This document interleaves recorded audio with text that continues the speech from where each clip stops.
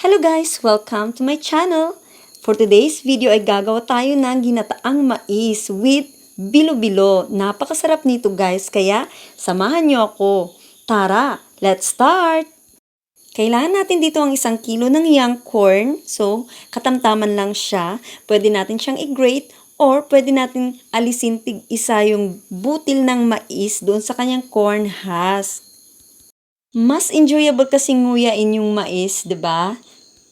So, nasa sa inyo na kung paano nyo alisin yung mais sa kanyang corn husk. So, depende na sa inyo guys. Pag-check na lang ang list ng mga ingredients sa description box below. Ayan, proceed na tayo sa next step.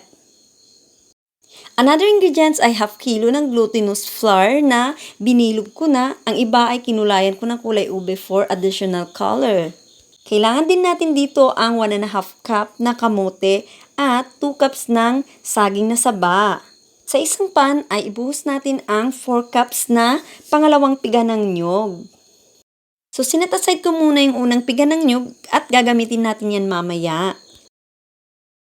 So pagkalagay ng mais ay pakukuluan muna natin siya ng at least 15 minutes, halu-haluin lang at isusunod na natin ang ibang ingredients.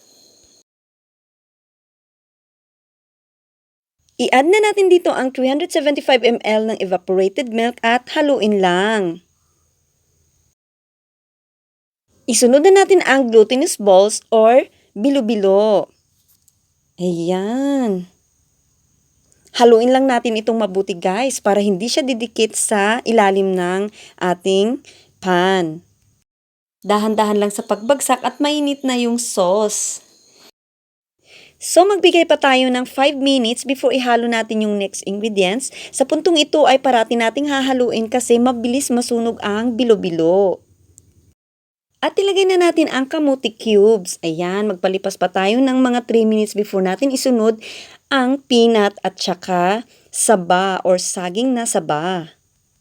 Yung saba kasi pag na-overcook or maaga nating nilagay, mawawalan na ng lasa, mawawalan na ng tamis at hindi na siya masarap kainin. Optional ang paglagay ng peanut at pwede nyo siyang palitan ng langka pero recommended ko ito guys kasi ang sarap talaga ng peanut. Promise. Subukan nyo.